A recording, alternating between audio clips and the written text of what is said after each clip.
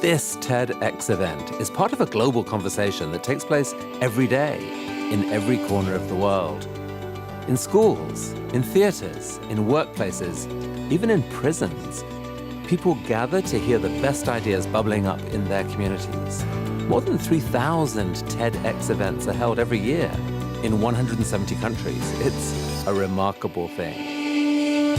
TEDx events are self-organized under a license from TED, a non-profit organization devoted to discovering and sharing powerful ideas in the form of TED Talks.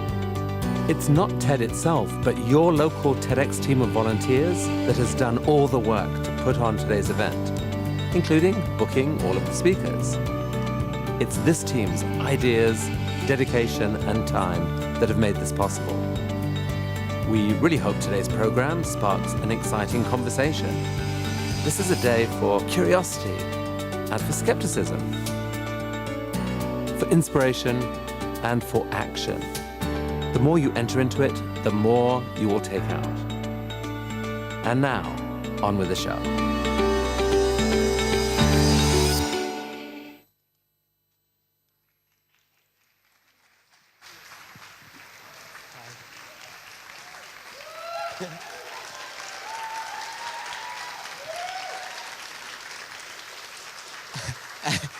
Thank you guys. Thank you everybody for being here tonight. First of all, I mean, if you can just see the amount of work that my team and actually our team has put into this, it's incredible. We've so many hours of work. Our speakers, I know you haven't seen them yet, but I can tell you they are amazing. So I know you're in for a really enjoyable and inspiring night. So I'd like to thank my entire team, first of all. So can we just give them a round of applause, please? Like, thank you so much.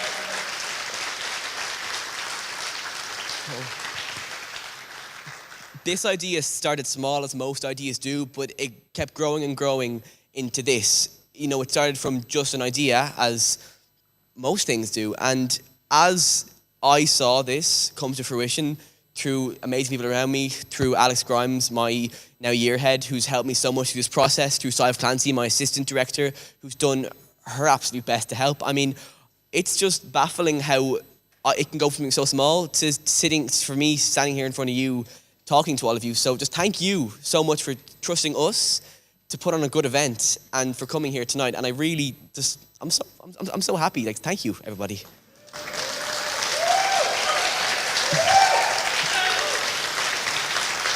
Now, I won't keep you for too long because there's some amazing speeches you want to hear, but I really hope you have an amazing night, be inspired, talk to other people, and yeah, just have as much fun as you can. Thank you so much, guys.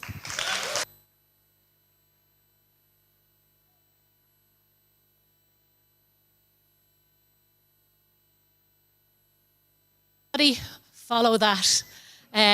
So my name is Anne Looney, and we found how to turn off the house lights, yay. And I work here at DCU, and I have the pleasure of opening this evening with a story.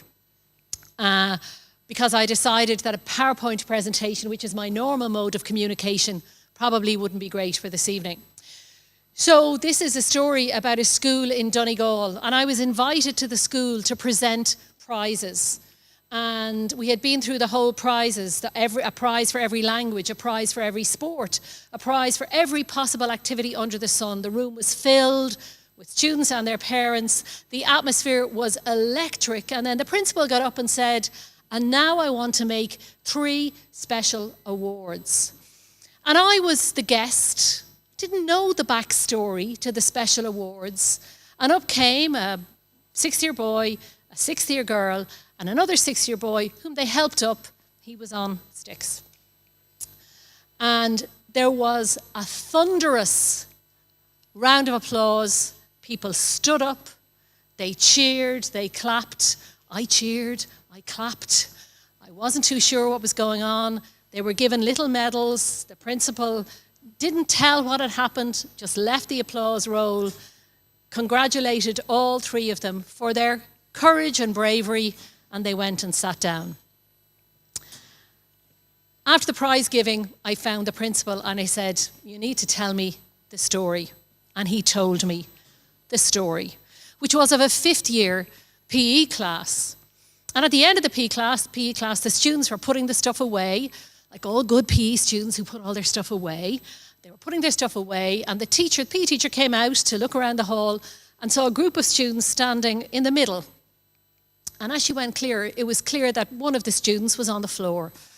Not unusual after a fifth-year PE class, she noted to herself, particularly on a Monday after a busy weekend. But as she got closer, she realised the situation was really quite dramatic, and that two students were giving instructions to all the other students what to do.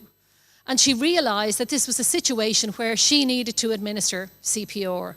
And she says, I've been trained, I've done the course, and I froze as I watched two students stand over one of their colleagues and administer CPR. She said, I watched two other students run into the staff room, and the people in the staff room said they will never forget the door of the staff room opening past the notice that says no students are allowed in the staff room. The students running into the door, grabbing another teacher by the scruff of the neck and saying, where's the defibrillator? Finding the defibrillator, running back out, other students running to get the principal. The principal was saying, he was sitting in his office, two students ran in and said, you need to come now. And he said, as I'm walking over, I see two other students running over from the doctor's surgery across the road into the hall. And he said, and there were students with the defibrillator working with their colleague, and we were frozen. He said, I had done the course in emergency first aid, like my PE colleague, but we were completely and utterly frozen by the drama of the moment. The doctor came, the ambulance came, and the boy was taken to hospital. He was the boy on the sticks who survived, and the boy and the girl were the people who administered the CPR. And I said to the principal, wow, that's really dramatic, and dramatic instances like that happen in a school. What have you learned from it? And he said, well, we haven't been the same. He said, because we realised that we were trained. We were prepared. We knew what to do. But we were completely immobilised. He said, because it turned out that 8 of the kids in that class were lifesavers. And every Monday night in the swimming pool in Ballyshannon, for that's where it happened, in the swimming pool in Ballyshannon, as a part of their training, they do compulsory CPR every Monday night.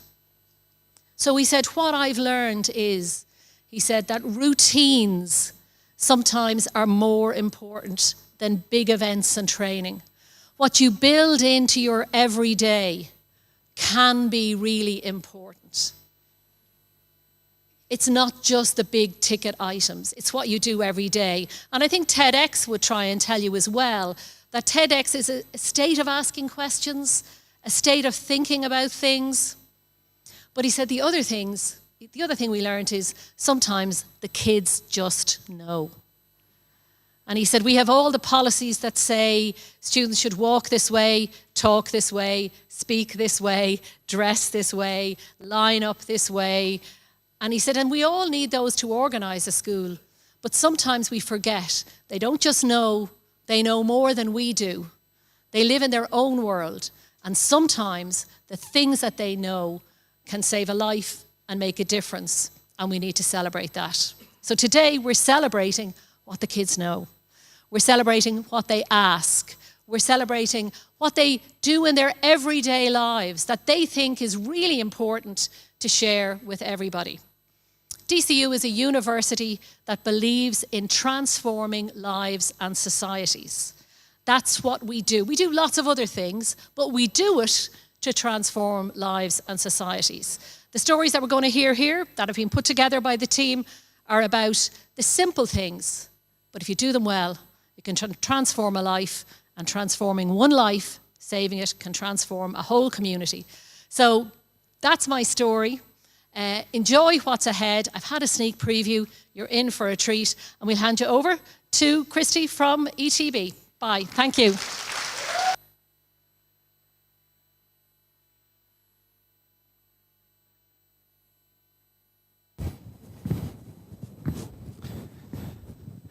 So good evening, everyone. Okay. The brilliance of the young mind. That's right. But no, I'm not the young mind. So you might ask, what am I doing here? Well, I'm here tonight to invite you to come into a world where the brilliance of the young mind shines.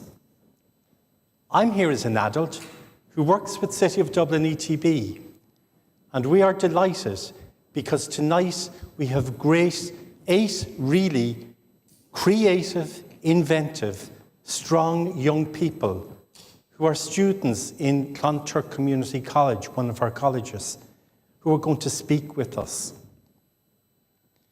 Did you know that 25% of the world's population is under 15 years of age?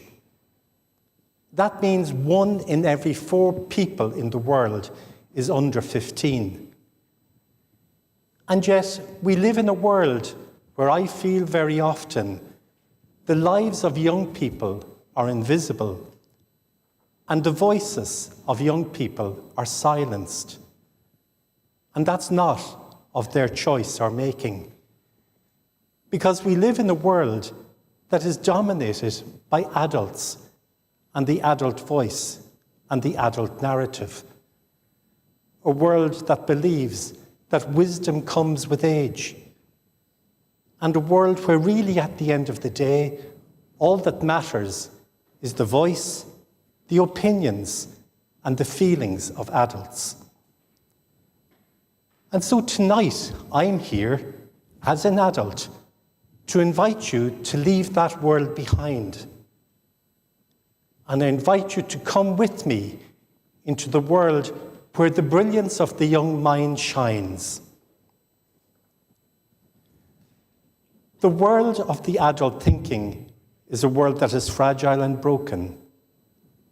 It is also a world that is very divided. So tonight we're asking you to leave that world behind. Immerse yourself in the world of the brilliance of the young mind. Embrace all the insights, the questions, all the thinking, the opportunities that will be explored by the young people this evening. Try to open up to the fresh perspectives and the new ways of approaching everyday realities in today's world. That's what tonight is all about. And so we have an opportunity to immerse ourselves in this brilliant new world of the brilliance of the young mind. So let's do it. Let's enjoy it and let ourselves be dazzled by it.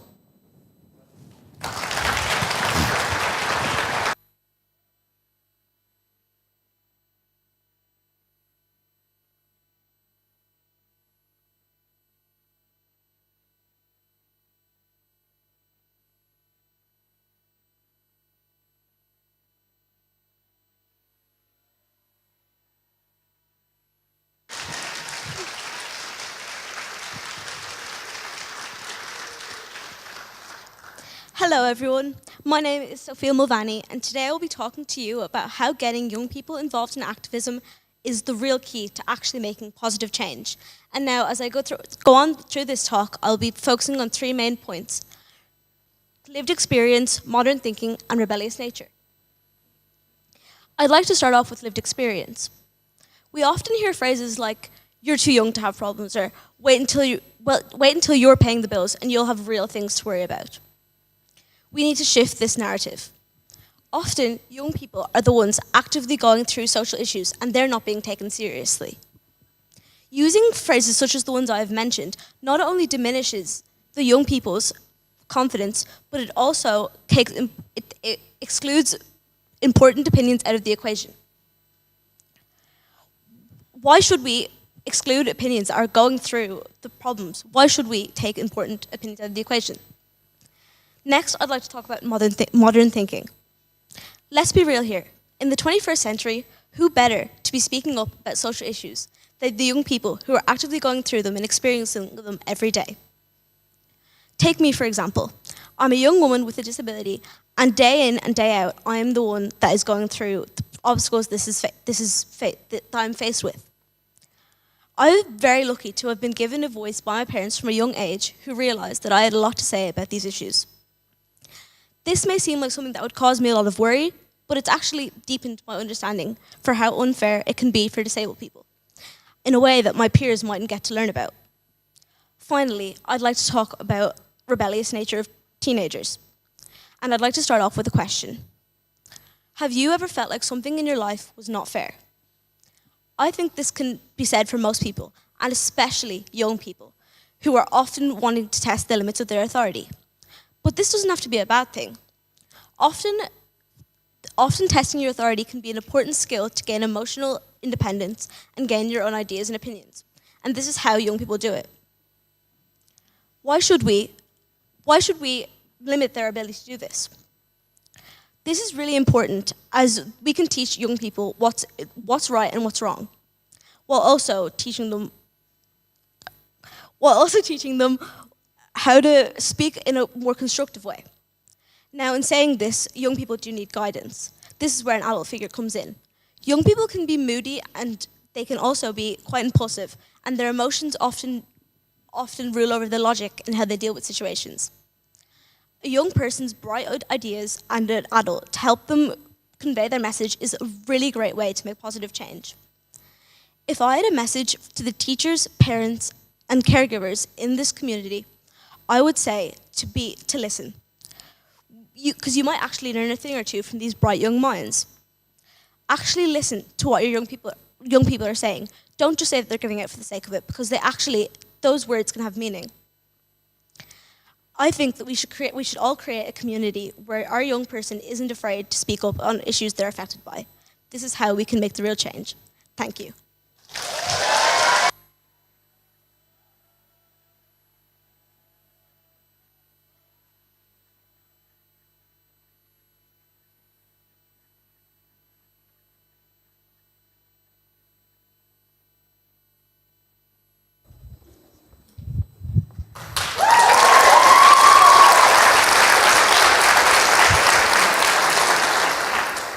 Dyslexia is a complex neurological condition that primarily affects reading, writing, and language processing.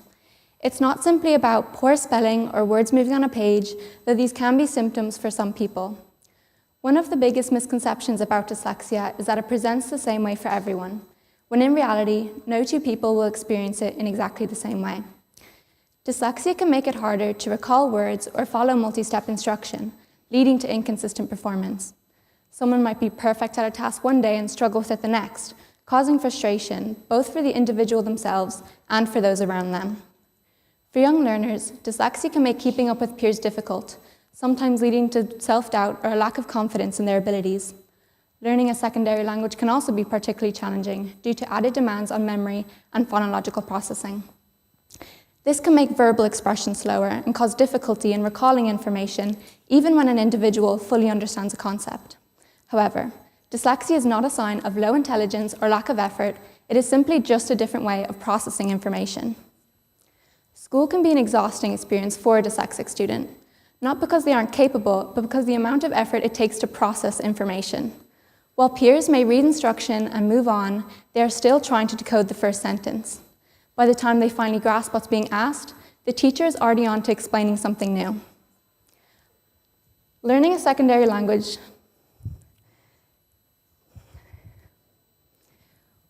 While peers may read instruction and move on, they are still trying to decode the first sentence. By the time they finally grasp what's being asked, the teacher is already on to explaining something new. In exams, frustration builds, while questions blur together, terms get mixed up, and despite the hours of studying, the result never seems to reflect the amount of effort put in. School reports often say things like, need to improve on grammar or should work on timing, without acknowledging the fact how hard they've already worked just to keep up, or even the fact that they could be dyslexic. For many, the hardest part isn't the challenge itself. It's feeling like only their struggles are recognized, despite their creativity, problem-solving, and determination. Their performance on a written test is often what defines them.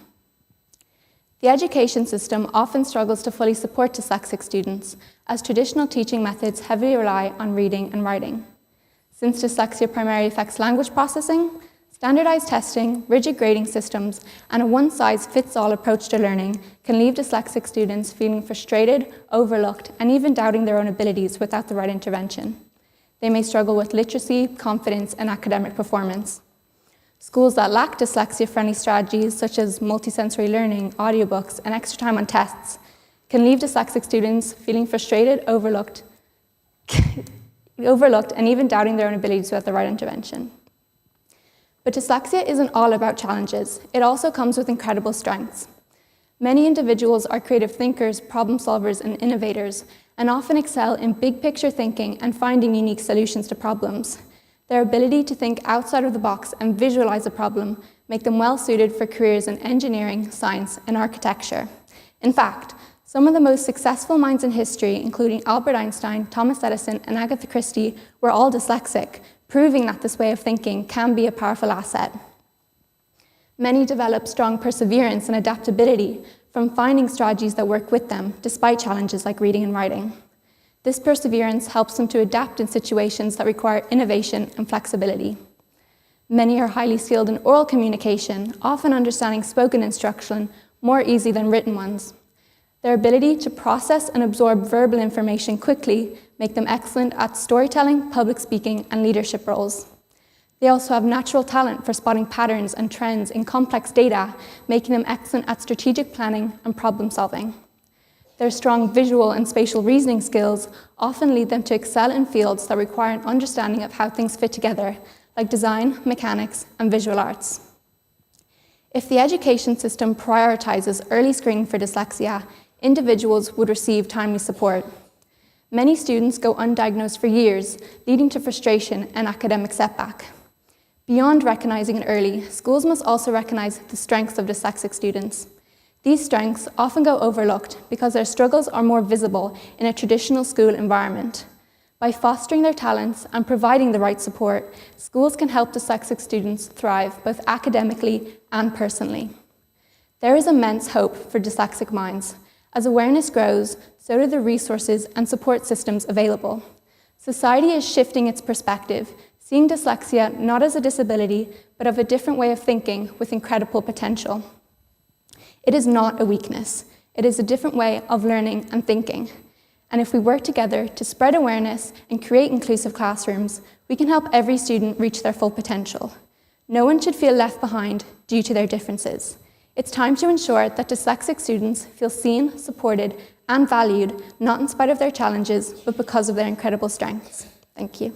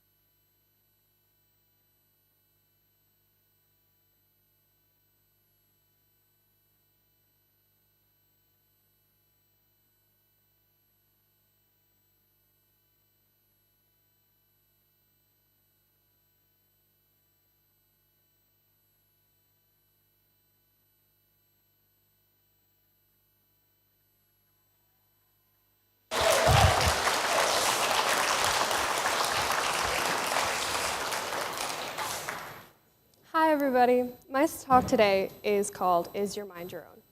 And you might be thinking, well, how do you get to that question? It kind of sounds kind of stupid.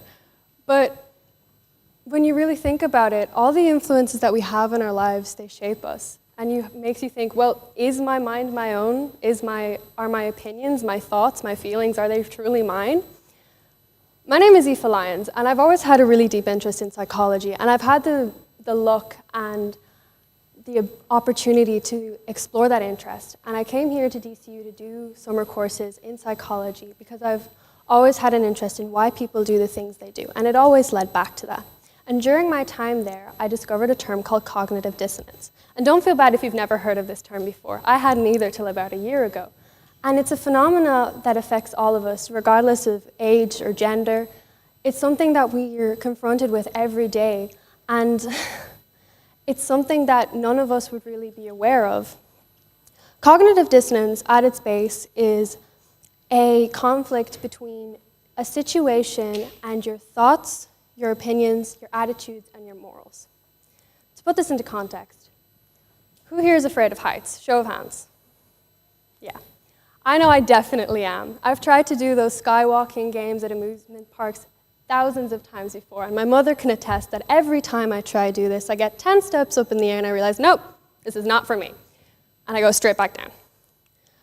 So let's use that for a minute. Let's say we're all terrified of heights, everyone in this room. And your friends call you up and they say, hey, we're going to go pier jumping this weekend. I would like you to come. And you think, well, no, I am terrified of heights. I do not want to do this. But they're like, oh, come on, it'll be fun. Don't be such a wimp. And you think, well, I don't want my friends to think I'm a loser. So you might do one of two things. You might, A, say, no, I'm not doing this. I don't want to do this. This is not something I would enjoy. Or you might do option B, which is where you set aside what you believe in and just do it. You conform to what has been set upon you, this expectation that your friends have put on you. And this is an example of cognitive dissonance. You've pushed aside what you truly believe to just do what you think other people want. Now, to understand our morals, our attitudes, and where these come from, we need to understand a couple of different terms. The first two are very similar. They're two different types of conditioning. We have classical conditioning and operant conditioning. Classical conditioning, otherwise known as Pavlovian conditioning, is just the replacement of a response to a stimulus. So at its most basic, let's imagine your mother wears the same perfume every single day of her life. And one day you're walking around town and you smell the same perfume and you think of your mom. You look around, but she's not here. It's a random stranger. Of course there's going to be other people wearing the same perfume, but that's not what you thought of. You thought of your mother. Because what's happened is that stimulus has been replaced with a new association, that being your mother. The second type of conditioning is operant conditioning. And this is something that we're all introduced to from a very, very young age. This is the positive and negative reinforcements that teach us right from wrong. So, for example, being taught lying is wrong because you're punished, or being told that helping people is good because you're rewarded. These conditionings teach us what is right from wrong, what we can do, and what is frowned upon in our societies. But these can also be manipulated. Our conditionings can be used to make us understand the need to conform. And conformity is something that's been studied many times in several different experiments. The one that would bring to mind would be the Ash line study. Now, the Ash line study was an experiment where a group of 6 people were put into a room, 5 of which who were actors. And they were all given the same question. Which line matches the sample? Everyone in the audience knows. We can all see which line matches clearly. And yet, every person in that group gave the incorrect answer. The reason being, 5 of those people were actors who were privately instructed to give the wrong answer to see how the real participant would react. And every single time, the participant would give the wrong answer because every one of the other people in the room also gave the same answer because of their fear to be different. Our need to conform is a dangerous thing that will be manipulated and has been manipulated by people before. This is not something new, and it's important to be aware of this. As well as this, there's something called the Hawthorne effect. And the Hawthorne effect is when we feel that there's been a flashlight put upon us, we feel observed, and we feel that we need to perform to a high level of what is being expected of us. And it's an uncomfortable situation because you are aware that you're shifting your behaviors away from something you would regularly do, but you're still trying to conform to this expectation that's been set by your peers, your colleagues, those around you, even the stranger. Saying thank you to the busman is something we do in this culture because that's what we're taught. And if you don't do it, you're seen as a little bit rude. So these two types of conditioning, the Hawthorne effect and our need to conform, all come into play when we make decisions. Because our decisions are based off of past experiences, people around us, and our environment. And when we're confronted with a situation, our brain rummages through all of that information to try to figure out what is the best course of action.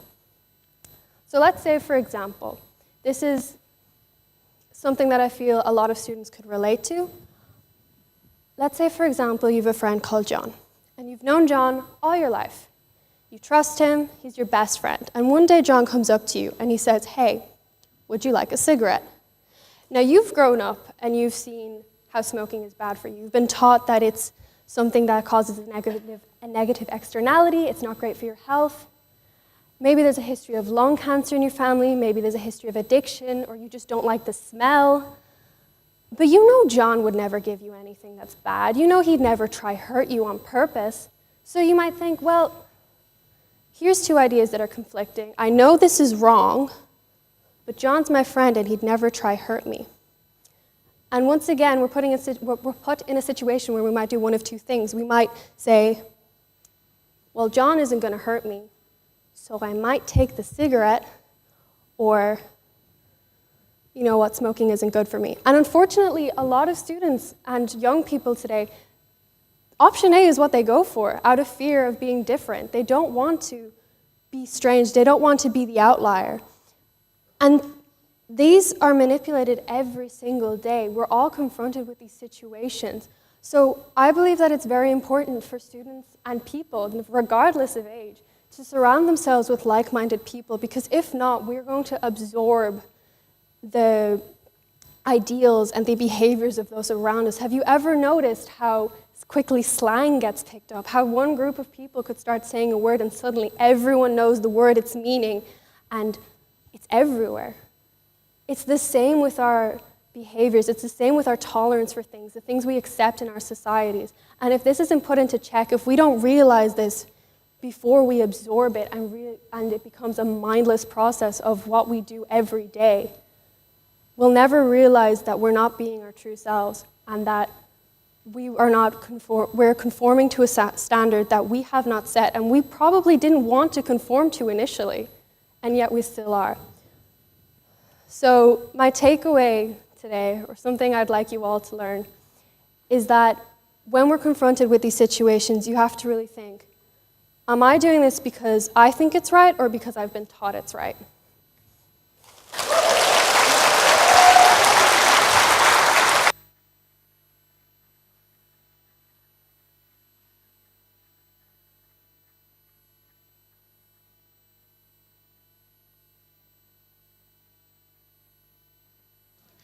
Thank you to all our speakers so far. We now ask you to follow the direction of our staff members to the workshop rooms.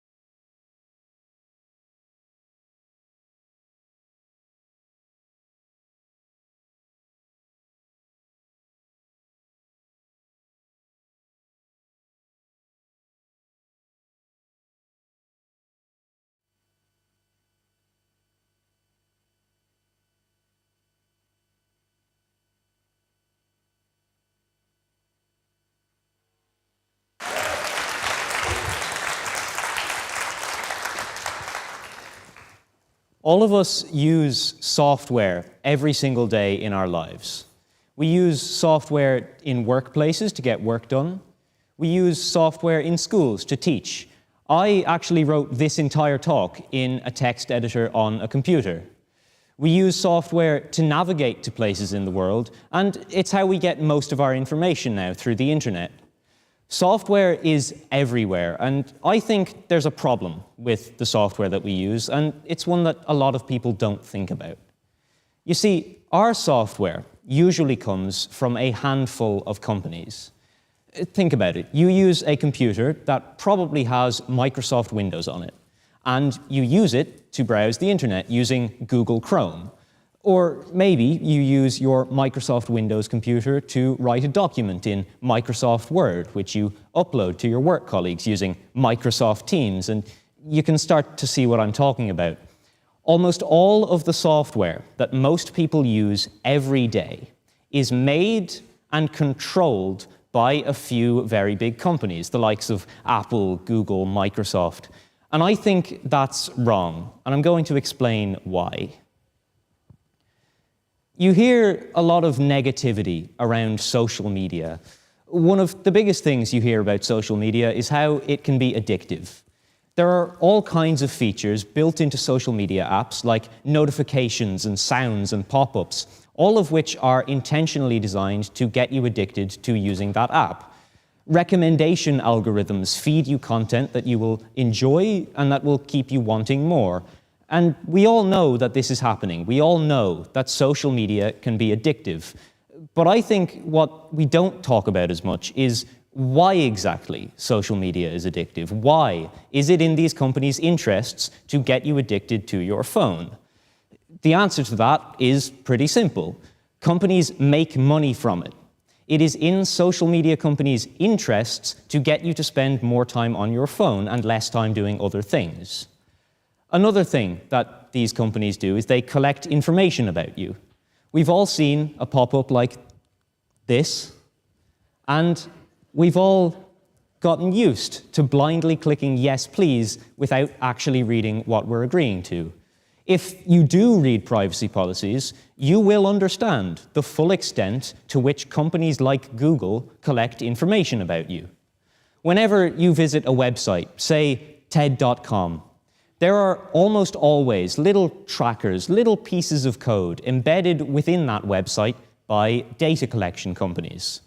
Those web trackers exist to build a profile of you and what kind of websites you visit. And all of that information is then sold to companies that can use it to target better advertisements at you. You can block most forms of web tracking using some browser extensions and other simple pieces of software. But even if you do that, there are loads of other ways that companies collect data about you. Whenever you use Google to search for anything, or almost any social media app like YouTube, Twitter, Snapchat, all of those apps collect a wealth of information about you as well. That information can be things like your friends, your social connections, how you use the app, what kind of things you search for and view, and even data on your real-time current location. All of that information, again, is used to target advertisements at you. And even more worryingly, there have been cases where people's personal information collected by big tech companies can end up in the hands of governments, which can then use it for their own purposes. This kind of mass online data collection is often called surveillance capitalism, and it's baked into basically everything that we use online and on our devices. Some laws have been drawn up to combat it, including the GDPR here in the EU, but I think very few people have properly addressed the real root cause of online data collection. That is, that the software we use to communicate with our loved ones, to carry out our jobs and our work, and to find our way around the world is made and controlled by a few very big companies. Companies that have a lot of power over us and that are incentivized to make money. The reason that companies collect information about you, just like the reason they get you to spend more time on your phone, is because it makes them money. When a piece of software is owned by a company like this, it's not a tool. You might think that when you use Google Maps, for example, that's a tool that's designed to help you navigate to your destination. But that's not really what Google wants out of Google Maps. Software that's owned by a company like Google is not designed to help you. It's designed to serve the interests of the company that made it, namely making money by all means possible. And big tech companies often make money by putting lots of extra things into your software that you don't want, that you never asked for, and that you can't get rid of, like data collection. When you buy something in the real world, you own it and you can do what you want with it. But with software, that's not really the case. When you download a proprietary piece of software, the company that made that software still retains their control of the software, even after you have downloaded or purchased it. And this is ultimately the reason why companies can spy on you and why they can manipulate you to spend more time on your phone. Companies can get away with abusing their power like this because they have full and unconditional control of the software that they make. I think that if you look at almost any ethical problem with software, you can trace it right back to this one simple fact, that companies control our software and we don't. I think that we should be able to control our software. We should own our software. And the way we can do that is using open source software. Open source software is software that freely allows anybody to read the code that it was originally written in, and freely allows anyone to use and modify that code if they want to. The biggest freedom that an open source software license provides is the ability for anyone to modify and to redistribute a piece of software. So if you have a problem with a piece of open source software, you have the freedom to modify that software to fix it if you want to. For example, if someone doesn't like how a particular piece of software collects data about them, they have the freedom to modify that software to stop it from doing that if they want to, and maybe to give their modified version of the software to other people to use as well. Or maybe you want to add something to a piece of software that currently doesn't exist. You have the freedom to modify your software to do what you want with it. That's a freedom that you don't have with mainstream proprietary software. If you want to modify a piece of proprietary software, you more or less can't. Companies that own software don't allow anybody to modify their software, and they make it intentionally difficult for you to do that. The concept of open source has existed since at least the 1980s. For decades now, there have been large communities of people who believe in open source. Some of the software that they've created include browsers, messaging apps, navigation software, even entire operating systems that are open source. These open projects are run by often large communities of volunteers who give their time to developing software as a community rather than as individual owners. And what might surprise you is that this kind of community-made, volunteer-run software can actually stand up really well against proprietary software from big companies. Most web servers, those are the computers out there that serve websites to you, most web servers in the world run open source software, as do most supercomputers.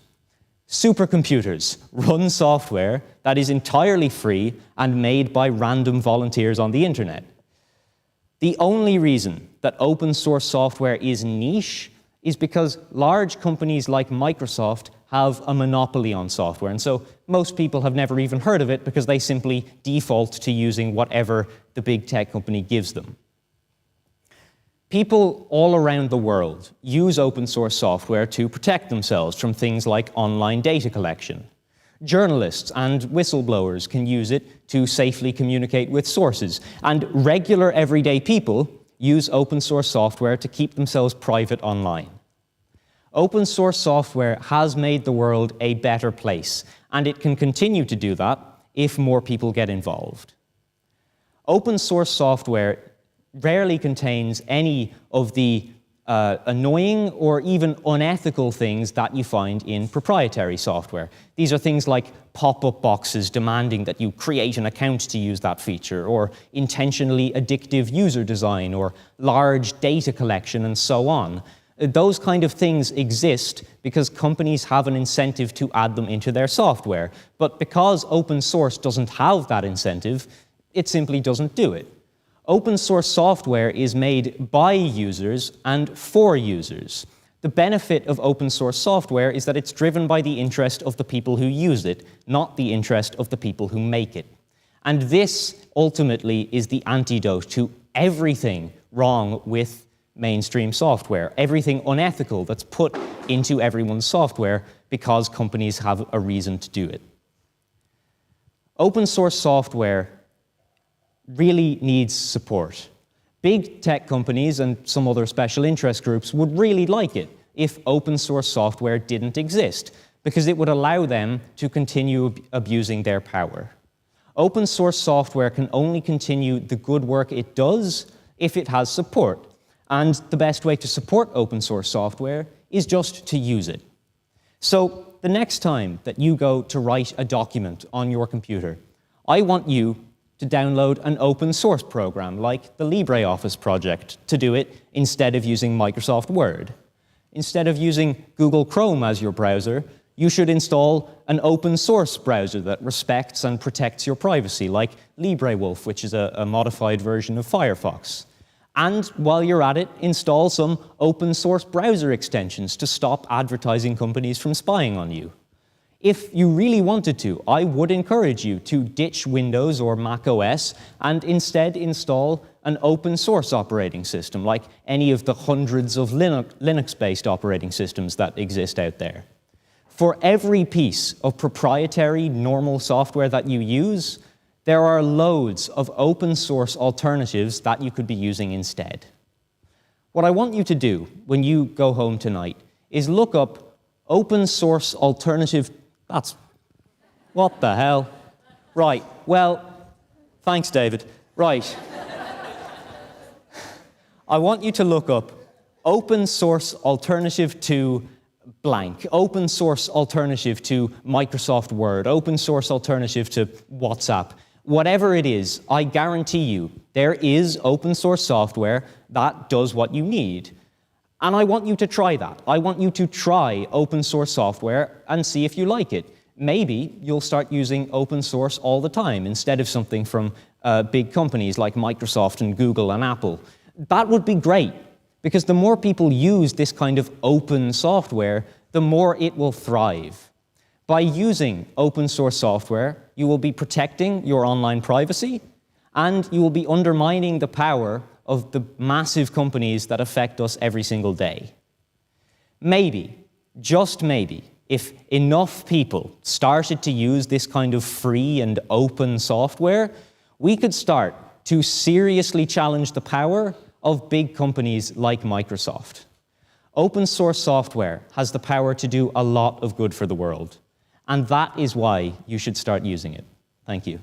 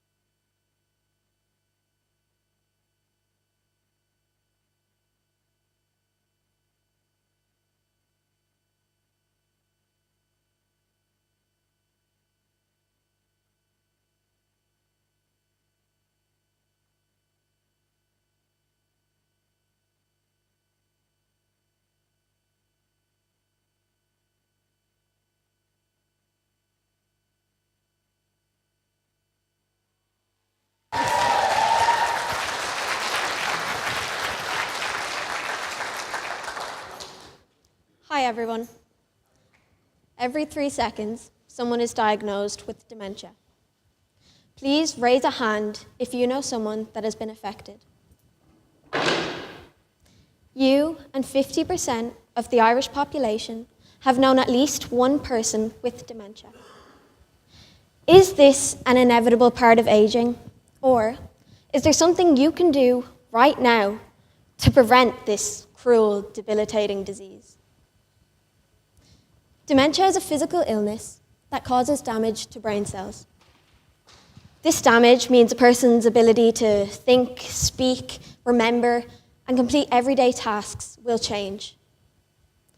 The World Health Organization claims that currently there are over 55 million people suffering from dementia in the world. I want to tell you about 5 different ways that you can reduce your chance of developing dementia right now.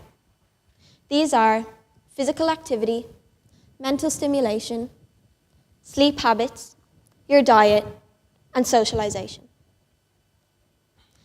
Physical activity is something everyone should include in their daily lives. Not only is it crucial for your cardiovascular and physical health, but medical research papers show robust evidence that exercising often or reaching at least 6,000 steps daily can significantly prevent dementia. So, this is an easier goal than you may think. For example, instead of taking the bus or driving locally, try to walk or cycle when the weather's nice. However, I know that's not always the case in Ireland. Overall, by doing these things, you can prevent mental deterioration as you age. Mentally stimulating activities, such as reading, learning new skills, or solving puzzles, can all prevent dementia over time.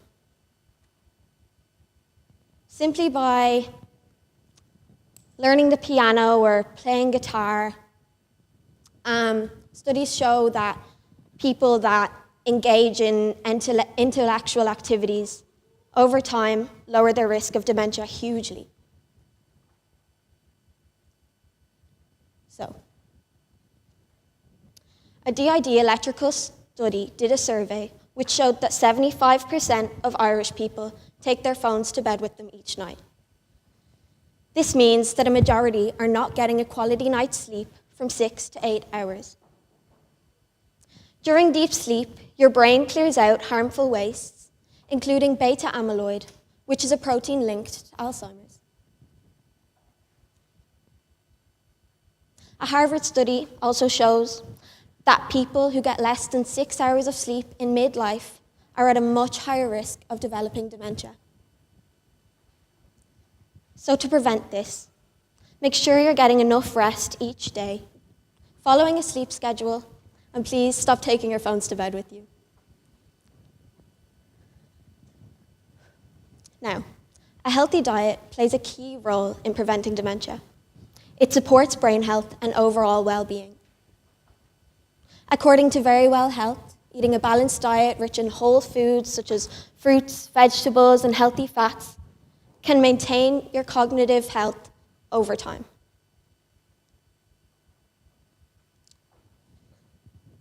So please, simply by making the simple decision to make better food choices, avoid unhealthy fats and overprocessed foods, you too can improve your mental and cognitive health.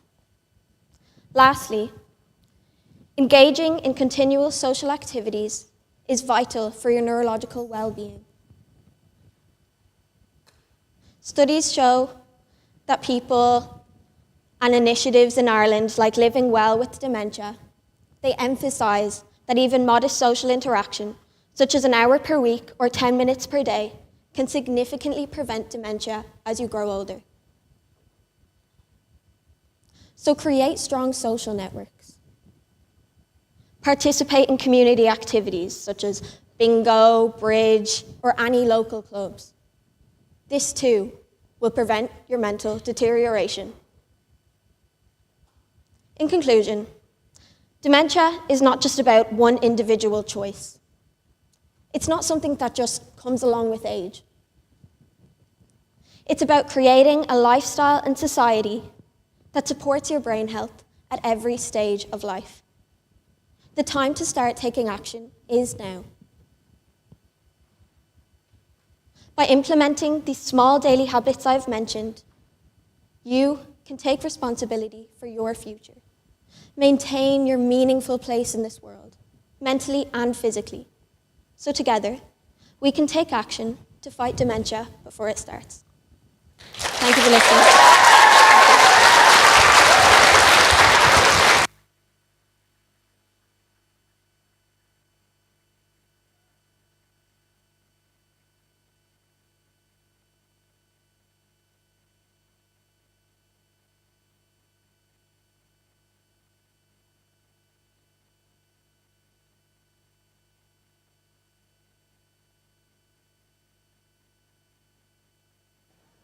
We will now be taking a short break. Take the chance to chat to those around you, and we'll be right back.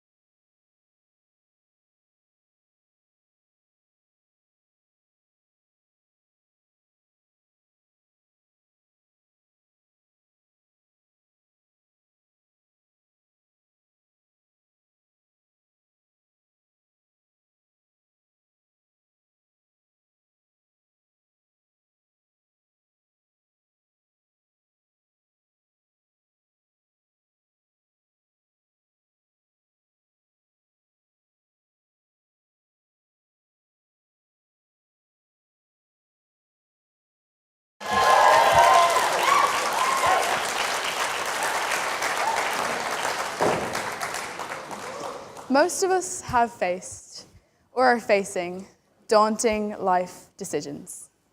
It's terrifying to be standing at a crossroads, wondering which path to take, wondering and dreaming about the impact this one step could have on the rest of your life. After careful deliberation, or an impulse decision, whatever path we choose is ultimately a reflection of who we are and who we wish to be. We each have our own individual dreams, ambitions, and values. We will make our decisions based on them. But where do they come from? Is it possible that we've been influenced and manipulated into making decisions that we believe to be our own? In that case, is my life even my life? Is anyone truly original? I mean, maybe it's not that deep. I don't think it really matters if I've been influenced into having yogurt for breakfast, or if I want a certain kind of shoe to fit in. These hidden influences and desires to conform are harmful if they limit our opportunities. It is crucial that we ensure we are not misjudging or underestimating ourselves. This year, I'm completing a research project examining why girls and women are less likely to go into STEM than boys and men. STEM, by the way, stands for science, technology, engineering, and maths. I believe we have a systematic issue hidden in the most basic fundamentals of our society. I believe that the way girls are typically being raised discourages a future in STEM. Now, to start on a positive note, I would like to recognize that there have been many successful women in STEM. Many incredible women have taken groundbreaking steps, changing our world. Ada Lovelace's notes contain what is believed to be the very first computer algorithm. Rosalind Franklin discovered the double helix structure of DNA. Mae Jemison was the first American woman in space, but was also a Peace Corps officer, a doctor, an engineer, an entrepreneur, and an author. And there are only a few women. The list goes on and on and on. Lots of women have managed to create a name for themselves in STEM, in defiance of the barriers present in our world. It is clear that women are as competent as men when completing tasks in STEM, no matter how advanced. This was proven by a study carried out in Villanova University in 2020. There is no evidence that suggests that men are better than women at progressing in an education or a career in STEM. Despite this, only 25% of jobs in the Irish STEM industry are held by women. Why aren't more women and girls aspiring to a path in STEM? It's an industry that's booming with plenty of opportunities and good pay. While it is unclear where this imbalance begins, it is clearly seen in our Leaving Certificate subject choices. When I walked into my fifth-year physics class, I was shocked to see only 2 other girls in a class of almost 30. In my applied maths class, there are 4 girls in a class of about 20. I then found out that these ratios were not unique to my physics class or even to Clonturk. In chemistry, there are 8 girls. In computer science, there are 2. From talking to my friends, I figured out that it is just like this in other mixed schools as well. It is so strange that such a broad, critical part of the curriculum and of our world is appealing more to teenage boys than girls. I know, and we all should know, that this stark imbalance is not due to girls having a lower aptitude. We need to dig deeper. I created a survey and I piloted it on my maths class. From this, I found that despite the girls on average getting the same grades as the boys, they all rated their confidence in their ability to be much lower. All of the boys in my class rated their confidence in their math skills to be a 6 out of 10 or higher. All of the girls in my maths class rated their confidence in their math skills to be a 5 out of 10 or lower. Some girls are not interested in STEM. That is true, and it's perfectly okay. Some boys are also not interested in STEM, and that is also true and perfectly okay. What is not okay is when a girl has an interest, but she does not have it supported or nurtured. When she has an ability, but she does not have the confidence in herself to continue. So, how do we instill confidence in young girls? I'm striving to find the answer to this question. So I improved my survey, and this time I sent it around to my entire year. I found the results extremely interesting. Of the girls in my year who were interested in pursuing a future in STEM, 70% had a brother who was also interested in pursuing a future in STEM. Of the girls who were not interested in pursuing a future in STEM, only 27% had a brother who was interested in pursuing a future in STEM. This suggests that girls with brothers who are eager to follow STEM paths are more likely to go into STEM themselves. It makes sense if you think about it. Girls with brothers, myself being one, would be more likely to be surrounded by boys' toys, ideals, and values. Maybe they would even be more likely to be given opportunities in STEM. There are many different opportunities open to children that allow them to discover any interests they may have. Whether this is an after-school activity, a short course, a game, or a trip, it can make a world of a difference. 44% of the boys in my year had engaged in a STEM-related experience outside of school. Only 19% of the girls had. Thankfully, in Ireland, gender is not a common factor affecting the opportunities open to children. So, why aren't more girls engaging in science-based courses and activities? There are many subtle, almost unnoticeable ways that STEM subjects are geared towards boys. Toy shops are an excellent example. I can almost guarantee that if we walked into any Smith's or Bamba or whatever toy shop you like, we would see a stark divide in between the boys' toys and the girls' toys. The girls' toys are more often pinks and purples and dolls and playhouses, while the boys' toys are cars and construction kits, and they're blacks and blues and greys and greens. Now I'd like you to picture your physics, or your maths, or your chemistry, or your applied maths book. What colors are you picturing? I know for a fact that my physics, and my applied maths, and my maths books have a lot of blacks, and blues, and reds, and greens, and greys, and not a whole lot of pinks or purples. Now I'd like you to picture your home ec, or your art, or your biology book. Isn't it interesting how so many girls will choose biology over physics or chemistry? Toys could be a key contributor to the formation of any negative connotations. The colors and topics of typical boys' toys are usually more relevant to STEM than girls' toys. Personally, I would hate to think that girls are being discouraged from such a young age. Now, toys are obviously not the only factor at play. In some cases, they may not even be a factor at all. Confidence is a key issue here. Lack of confidence does not mean lack of ability. Lack of confidence does not mean lack of interest. All girls need to feel welcome in STEM from a young age. Discovering an interest or an aptitude is not possible without this.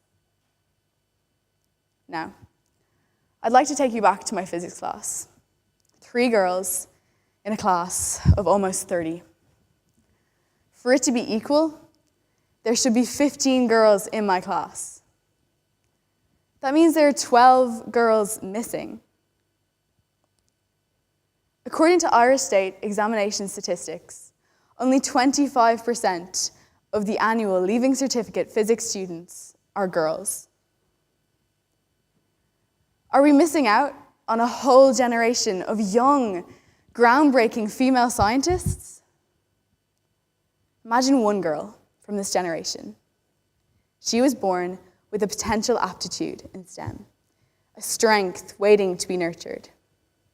This particular little girl could provide a solution for one of the world's most pressing issues, the energy crisis, for example. But this ability can only emerge under the right support, with the right conditions. Now this girl is 16, choosing her future path. She makes her decision through the lens of the conditioning and influences of her life. What path will she choose?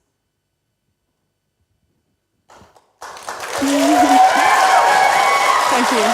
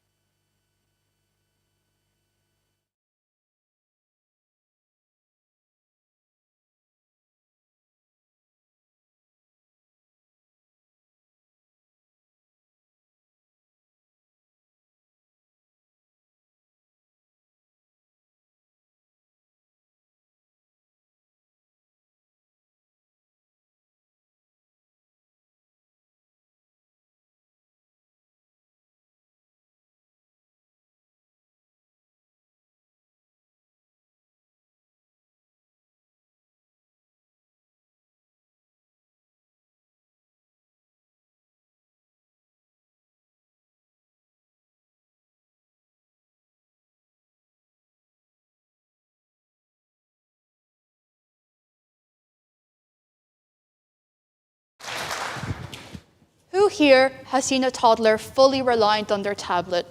So reliant that they start screaming and crying if you even suggest taking it away. These children have been dubbed as iPad kids, and I believe that if the increase in these children continue, the young mind will begin to be damaged severely. In 2021, a US study reported that 75% of households with children under 5 own tablets.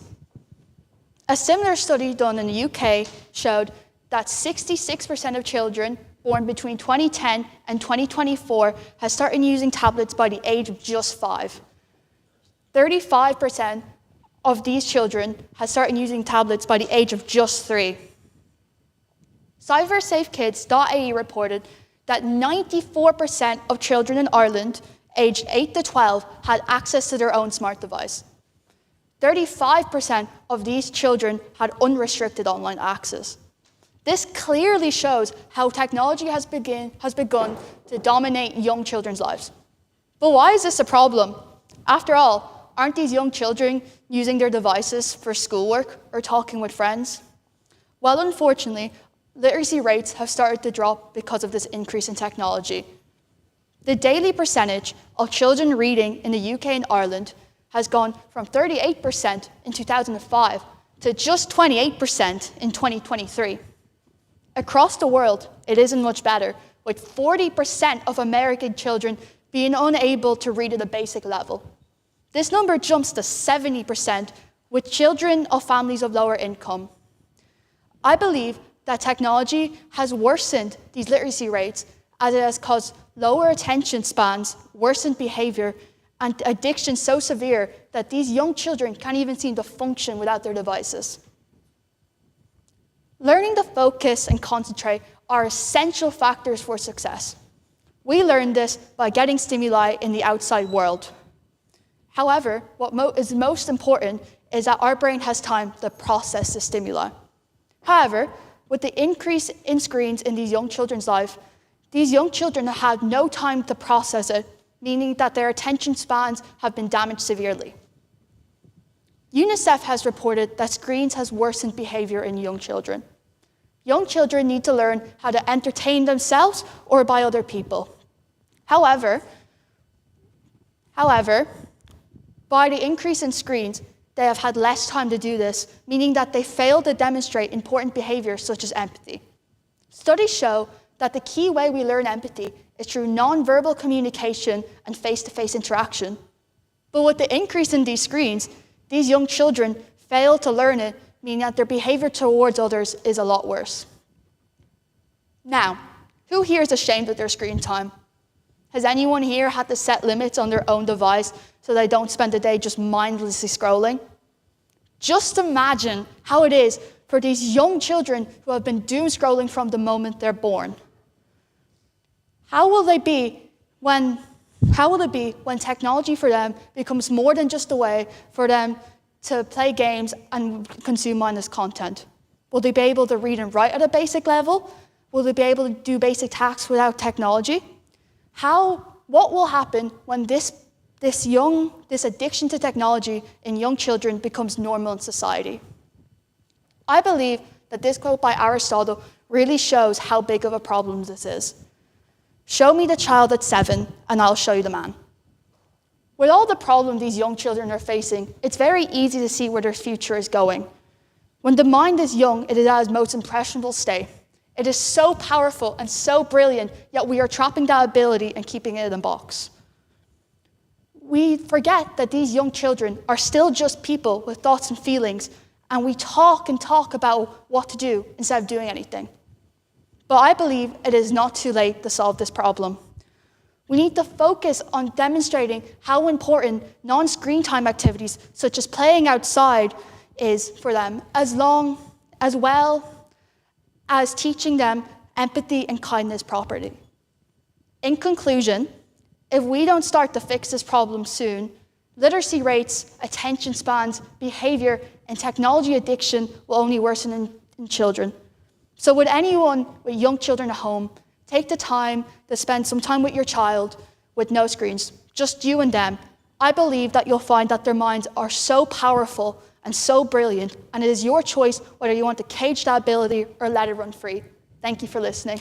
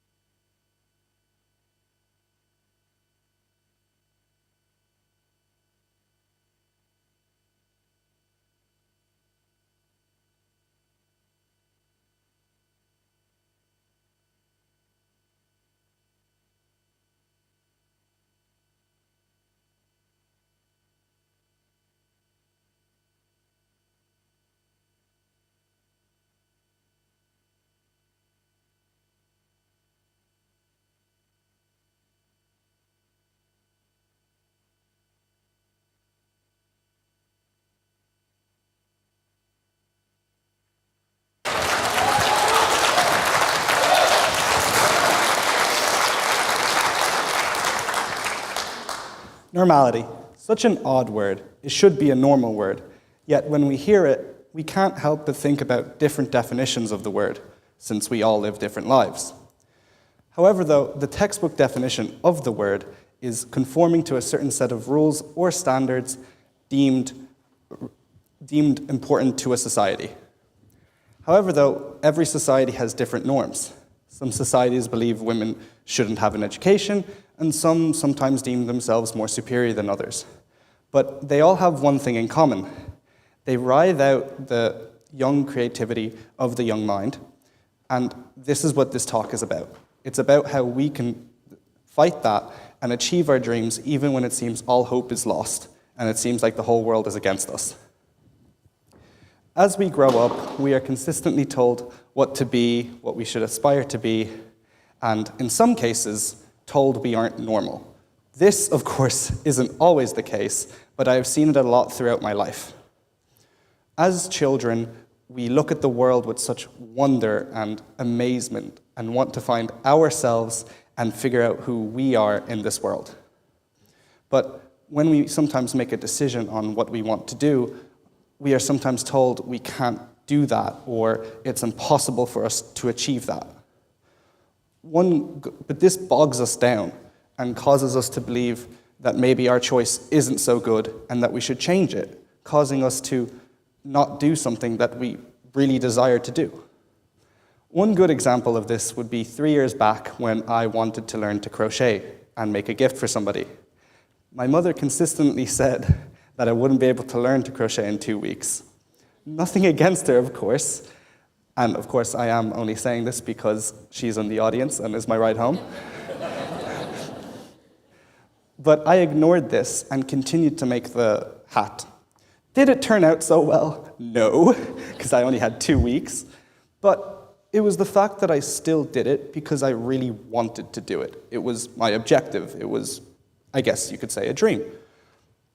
But because there is no harm in trying to attempt this and trying to go for something that may not be achievable. However, though, in some cases, we do need somebody to help us achieve these dreams and to push us to achieve these dreams. It could be a teacher, a parent, a friend, or in my case, a group of people that have been nothing but supportive of me no matter what decisions I've made. One perfect example of this for a real person is Malala. We all know the story of Malala, a young girl who advocated for women's rights to an education, but her society didn't deem that the norm, and because of that, she was shot. But who pushed Malala to achieve this dream and to push for it? It was her father, Ziauddin, a teacher and, I'm sure, a good man. He showed the importance of how that one person or group of people can help us push us to achieve these dreams, even when it seems like all odds are against us. Over the past few years, I've had a few rough times, and I've felt the weight of the world on me, and I've felt sometimes lonely and feeling like giving up. But as stated before, I had an amazing group of friends and family helping me achieve my dreams and push for those dreams. And because of that, I made myself a rule to always get back up no matter what and to push for those objectives or dreams.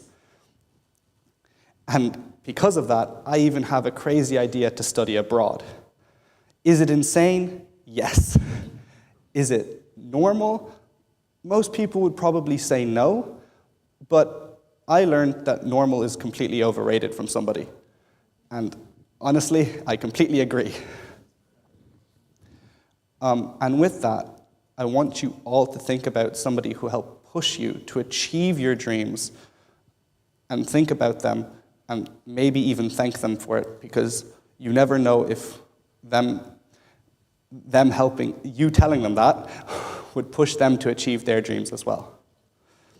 Through youthful determination, we have many obstacles in achieving our dreams, and these obstacles can be sometimes too hard for one person to overcome. In my case, it was public speaking right now. But again, I've had people push me to do all of this and to be more confident in myself. And I genuinely would not be here without them. And again, dreams are important. And in that case, thank you for listening.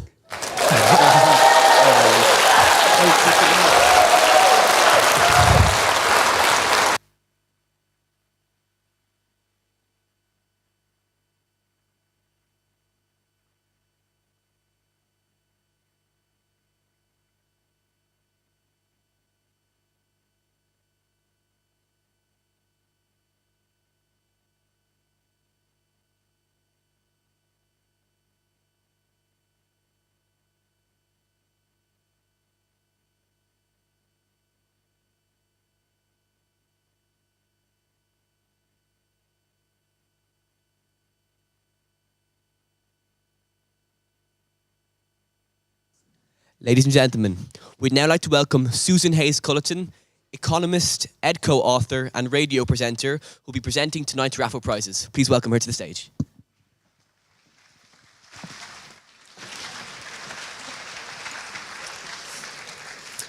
Hello everyone. I don't feel actually qualified to stand in this spot after everything of what we've heard here so far this evening, and I'm just going to just spend a couple of moments summarising this evening from my perspective. So I'll just tell you very briefly who I am. My name is Susan Hayes Culleton, and I have been published 5 times with one of the sponsors tonight called EdCo. One of those books is called Engineering in the World, and gratefully after I've heard Cara's session, it has a yellow cover. So just saying, we were right there in the middle. I hear there's a bit of a woohoo there going on in the background. The second thing is I'm a news talk presenter. I present a show called Taking Stock on a Sunday morning. And so listening to the way in which every single person here has communicated today is really, really, really impressive. And when we heard all around the brilliance of youth, you can certainly see that. But the other thing is that I did my own TEDx talk in 2012. And I'm going to just tell you very, very briefly about how that went before I summarise everything we've just heard.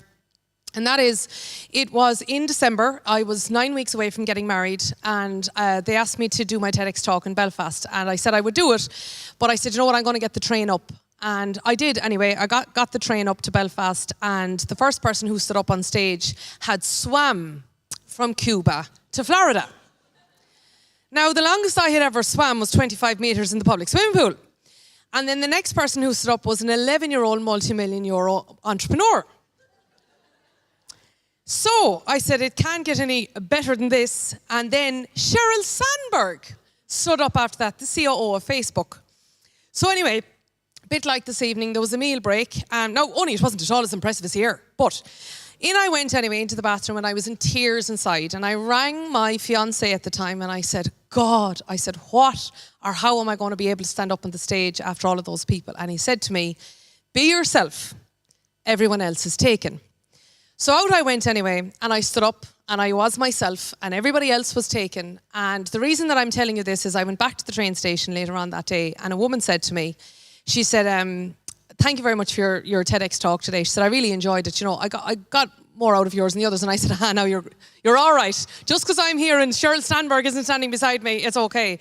And she said, you know, I'm too old to be an 11-year-old entrepreneur. I'll never in my life swim across an ocean. And she says, I won't ever be a COO of a company. My TEDx talk was 5 ways to define yourself and turbo boost your career. And she said, I took something that I could really resonate from yours.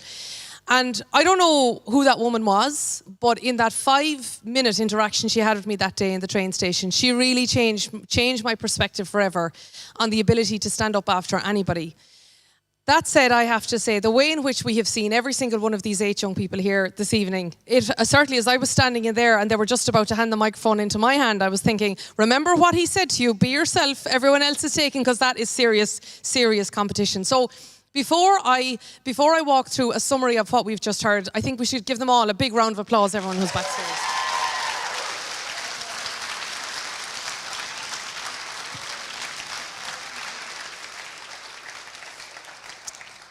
So So the way in which I'm going to summarise the 8 conversations is actually about, I think what we've seen is a masterclass on how to speak very well this evening. So I'm going to start off with I'm going to take you through the 8 things that I took out of each of them. So Sophia Mulvaney, who spoke about new minds, new opinions, what I really liked about what she did was that she used really emotive language like rebellious nature or lived experience. And I think that really got to the essence of, we were all thinking about, well, of the teenagers who are soon to be teenagers, how can I rebel safely? And for the rest of us, how can we really lean into that rebellious nature? I think Isolt Doggett Finney, who spoke about understanding dyslexia. My husband has dyslexia, my goddaughter has dyslexia.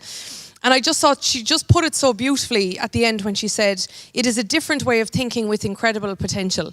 And that sort of a sense of taking what can be a challenge into something wonderful was really, really strong. Then we had Aoife Lyons-Marin, who spoke to us about cognitive dissonance.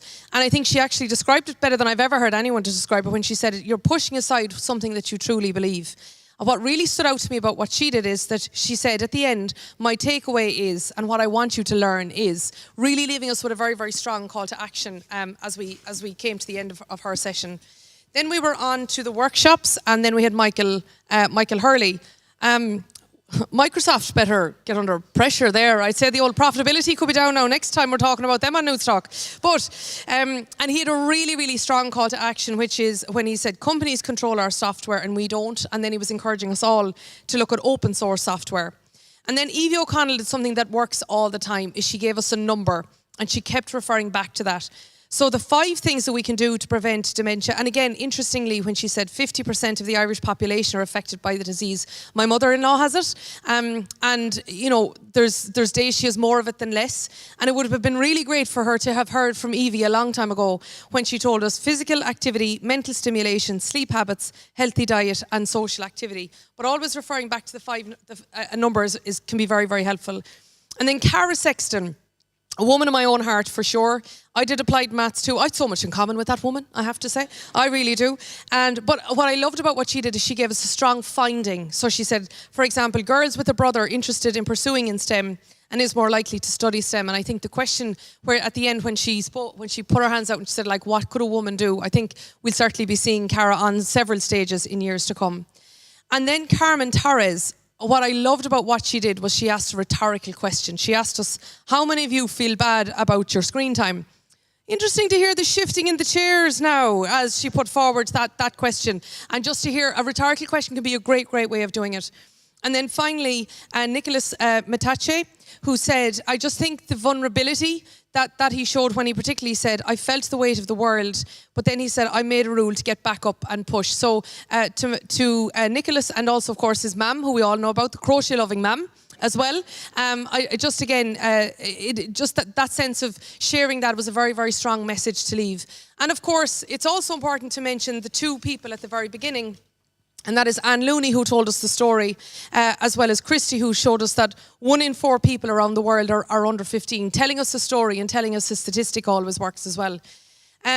So before I announce the name of the 2 names of the people who have won the prizes, I know that there's a woman who unfortunately isn't here tonight, who obviously I know many people miss very, very dearly. And I could just imagine, while I never met her, I can imagine she must be extraordinarily proud of all that has happened. And I think maybe a round of applause for that woman would also be important.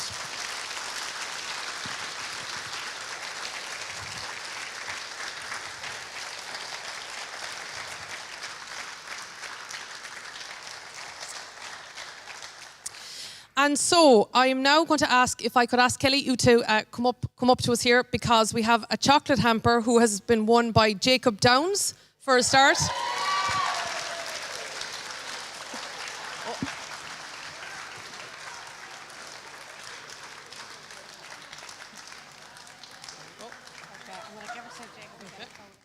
Now, Jacob, you nearly got as big a cheer as somebody speaking, in fairness.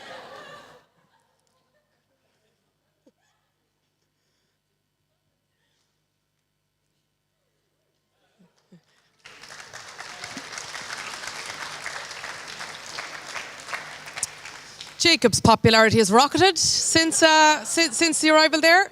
And then also we're going to ask another person to come up here as well, which is Leisha Higgins, who has won the One for All voucher.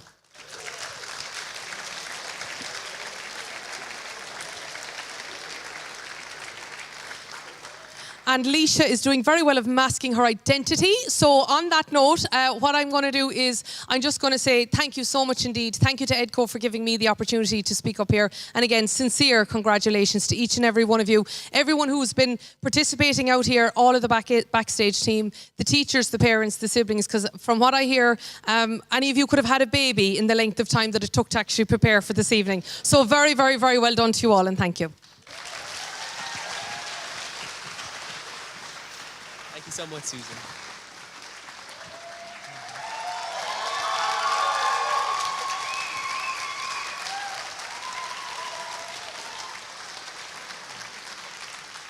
Well, thank you guys so much. I mean, this is Sive, by the way. Sive is our assistant director. Sive has been sort of my rock throughout all this. When I had an idea a bit too crazy, she'd be there to bring me back down to earth. So, like, can we just give Sive a nice round of applause, please? Because Sive's absolutely amazing.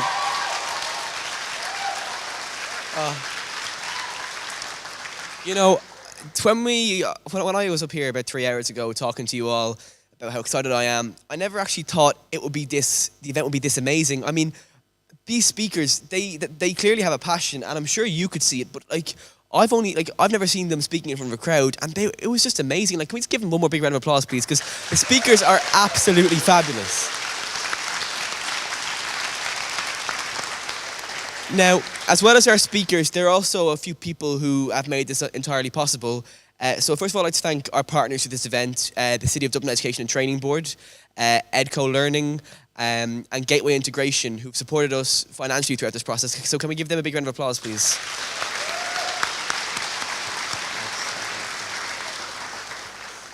And then we'd also like to thank our teachers, Alex, Claire, and our principal, Anthony, who's been such a big help to us throughout this whole process, and they've just supported us in everything, basically.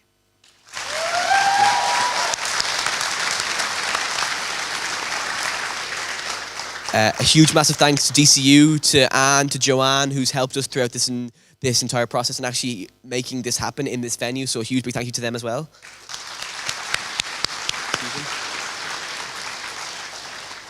Then thank you also to Susan for running that wonderful workshop and the message that she just shared with us as well.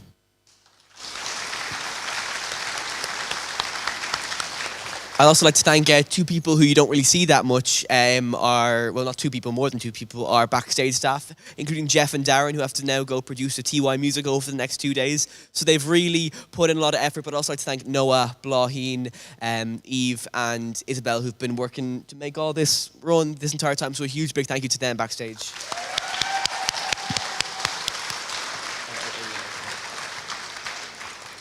And we want to say a big thank you to Amy and Ashley, who came here from Tala, and they gave the workshop just because they love TED and they wanted to help out. You know, I mean, finally, we'd like to thank our entire team. Actually, could the team come on, please? Just as can we just please get a massive round of applause for our entire team? Come on, guys. Excuse you.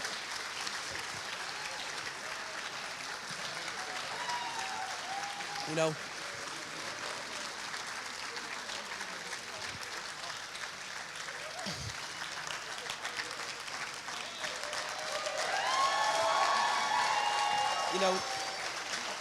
this event would not have been possible without the support of every single one of these people here today. They've worked tirelessly today. Some of them have worked for the past few months. So they have really made this come to. They're like the glue to this event. I mean, thank you so much, guys. You've been absolutely amazing. Can we just get one more round of applause for them? Because they're absolutely amazing. Thank you. Finally, I mean, part of the reason you came here, we'd also love to thank our speakers. I mean, they've just worked incredibly hard developing these. I mean, these ideas, they're so thought-provoking. I never would have thought of them, yet they're so relevant and so perfect for this time. So thank you so much to them. I think they're going to come on now, guys. So if you're in the background, yeah. Thank you.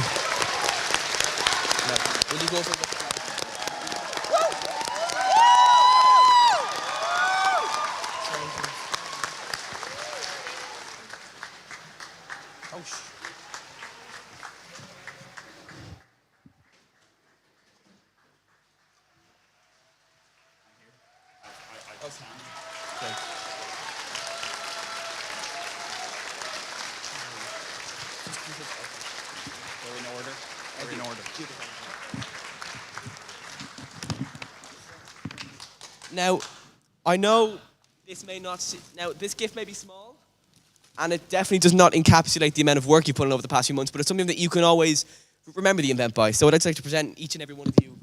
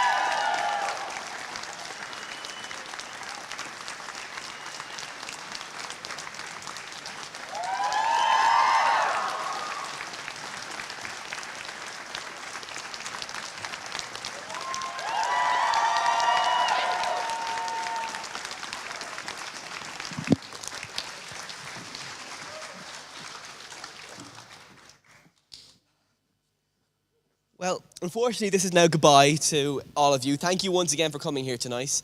There's a little gift of some cake at the exit if you'd like to take some. But I truly hope you've enjoyed this as much as we have. And who knows, maybe we might see you again here next year. Thank you guys so much.